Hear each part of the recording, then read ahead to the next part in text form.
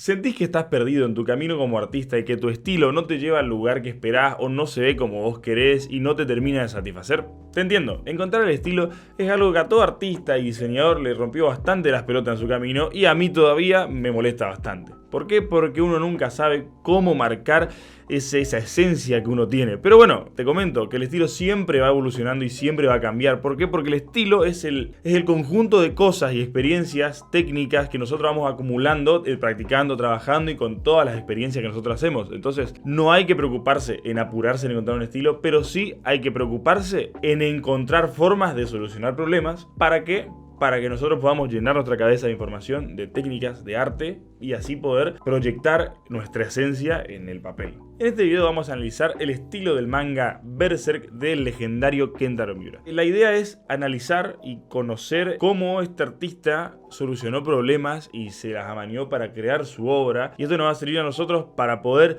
adquirir estas técnicas y aplicarlas en nuestro arte, o no, ver qué nos sirve, qué no nos sirve y analizar por qué esto funciona y por qué no funciona en algunas que otras obras y también sobre todo en los medios que nosotros vamos a aplicar nuestro cómic, manga o obra que queramos. Para empezar, hay que entender que Kentaro es muy conocido y sobre todo el manga de Berserk por ser, uno, muy turbio. La verdad que es una historia que no está hecha para niños, una historia muy jodida, es una historia hermosa. O no, depende. Pero bueno, no importa, estamos acá para analizar el estilo. Es fantasía oscura, así que claramente es muy oscuro. Y no hablo por la oscuridad de las páginas, sino por lo oscuro que es la narrativa y es lo que trata de la historia. Es un artista que tiene una cantidad de detalle en sus obras, desde el primer tomo, que es el que vamos a analizar ahora para evitar spoilers, hasta el último. Es una locura lo que dibujaba este señor, que en paz descanse. Y bueno, vamos a analizar en qué partes hacía muchos detalles y en qué partes no, porque claramente si uno hace todas las viñetas con el mismo nivel de detalle, no vamos a terminar nunca una historia y no vamos a salir a ningún lado. Por ejemplo, en esta página nosotros vemos cero fondo, no vemos ningún tipo de detalle que podamos decir que es imposible realizar. Es una página con 8 viñetas, que eso es para un manga es una cantidad de viñetas bastante considerable. Recordemos que el medio es bastante chiquito. Y entonces nosotros vemos poco fondo, porque vemos a los personajes interactuar entre sí y no nos interesa el ver el fondo ni ningún tipo de detalle extra, más allá de las reacciones y de los momentos de los personajes. Todo el detalle está en las expresiones y en el movimiento entre ellos. Cabe destacar que si nosotros hacemos una viñeta así o una página que tenga este nivel mínimo de complejidad, seguramente va a haber otras páginas, como todas las que siguen, que tienen muchísimo más detalle. Entonces es una forma de economizar el tiempo y recursos. En esta viñeta, por ejemplo, tenemos mucha acción. Es una secuencia de acción que empieza con páginas completas y muchísimo más detalle que lo que vimos anteriormente. Y vemos a Guts utilizando una ballesta, entonces ya tenemos un nivel de complejidad en los elementos del personaje. En el fondo, ya que vemos una línea de acción pero muy detalladas, y también en las reacciones que el actuar del personaje crean. En esta secuencia de páginas vemos al personaje saliendo de entre varios cadáveres y vemos el nivel de detalle es mucho más superior al que vimos anteriormente en la página donde estaban charlando entre el elfo y Guts. Y la secuencia también continúa con este nivel de detalle. Vemos viñetas chiquitas sin fondo, que son reacciones de los personajes hacia Guts. Y también la secuencia de flechas que sale de la ballesta no tiene fondo. Esto es importante, el fondo no tiene que estar en todas las viñetas de tu manga. Solamente tiene que estar en las iniciales para plantearte el contexto en el cual están relacionándose los personajes. Si nosotros ponemos el mismo fondo o un fondo en todas las viñetas, no vamos a terminar nunca y la información se pierde. Recuerden que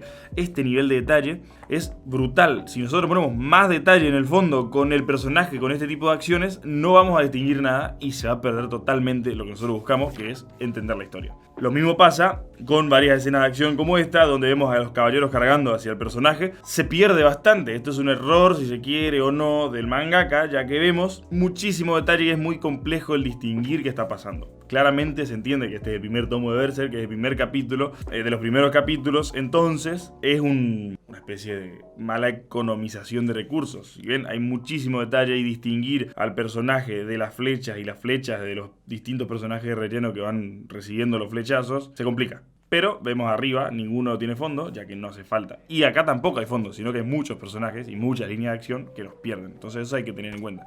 Hay que ver mucho el maravilloso uso de líneas de movimiento del mangaka. Todo el detalle en las escenas de acción se va a ver en el movimiento y en la rapidez que ocurre en los momentos. Recuerden que al no ser animado, lo que nosotros necesitamos es una guía para entender hacia dónde y cómo se mueven las cosas, y para eso son estas líneas. Y el mangaka Kentaro usa esto de manera gloriosa y la mezcla muy bien con el sombreado de los personajes. Podemos decir que el manga de Berserk tiene mucho detalle, pero un detalle muy bien puesto. No hay ningún tipo de página o viñeta que tenga detalle que sobre, más allá de unas pequeñas viñetas como esa que marcamos de los caballeros. En el primer tomo se ve un muy buen manejo y economización de recursos, ya que nosotros queremos ver la acción y reacción de los personajes, no queremos ver más que eso, es un manga de acción sobre todo, y está muy bien presentado.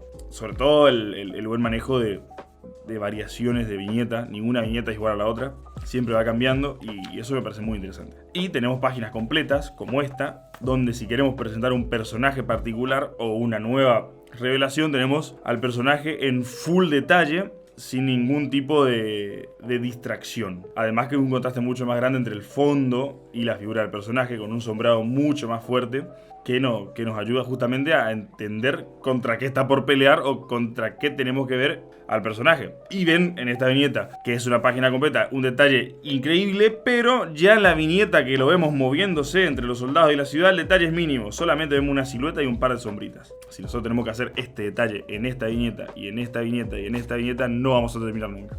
El estilo de Kentaro, sobre todo en el diseño de personajes, está muy marcado por la distinción que hay entre los personajes, ya que tenemos a Pac, que es un elfo blanco, mínimo detalle, una silueta, y Guts, que es un tipo altísimo, todo vestido de negro y súper detallado. Entonces, las reacciones de los mismos personajes también van a ser distintas de acuerdo a la situación del manga, y eso se marca en el estilo. Tenemos a Pac con este tipo de reacción súper típica del manga japonés, y después tenemos a Guts con esta cara súper seria y madura que lo distingue al personaje. Claramente vamos a ver más de esto, porque el manga te lo dice desde el principio, cómo se va a ir viendo el tipo de reacción y el tipo de relación entre los personajes. Y todo está marcado en el estilo.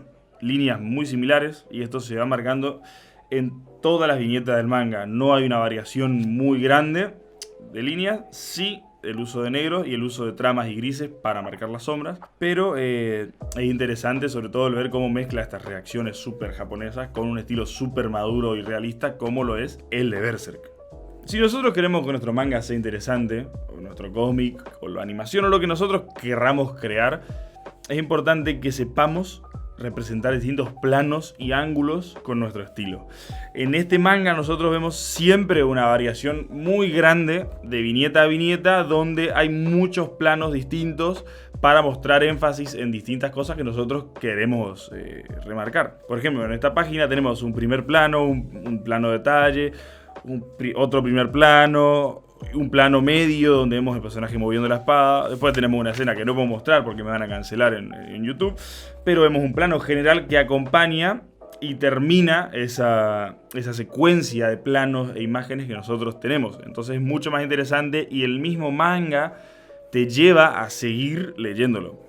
Nosotros, si vemos un manga que no funciona o que no nos llama la atención, claramente debe ser porque, más allá que el estilo puede ser lo más detallado y hermoso que sea, la secuencia de planos y momentos no es la correcta para interesar al lector. Y en este manga eso es hermoso. Este manga vos lo puedes leer y parece una película, es increíble. Para entender el estilo desde el lado práctico y ver si esas herramientas me sirven a mí o no para lo que yo dibujo y cómo yo lo dibujo. Esto es importante porque una cosa es leerlo, conocerlo, y otra cosa es llevarlo a la práctica. Entonces, para poder terminar de encontrar nuestro estilo hay que practicar y llenar nuestra cabeza de estas técnicas que vemos y forma de resolución de problemas de los artistas para incorporarlo a nuestro arsenal artístico. Así que bueno, ¿me acompañás?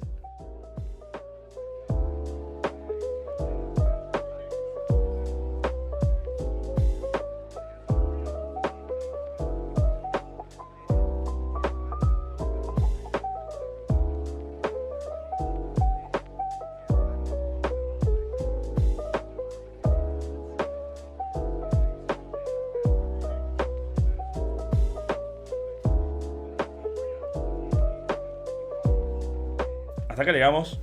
Este es el resultado final. Fue bastante complejo replicar a esta leyenda del manga. Muy lejos creo que estoy todavía de llegar siquiera a sus talones. Pero bueno, que en paz descanse Miura, que nos dejó este manga increíble. Así que decídme en los comentarios qué otro manga, qué otro estilo o qué otro artista querés que analicemos. Me parece interesante esto de explorar las cosas que nos inspiran, porque es la mejor forma de crear algo que realmente represente nuestra esencia como artistas. Así que suscríbete, dejame un me gusta y nos vemos en la próxima. Chau, chau.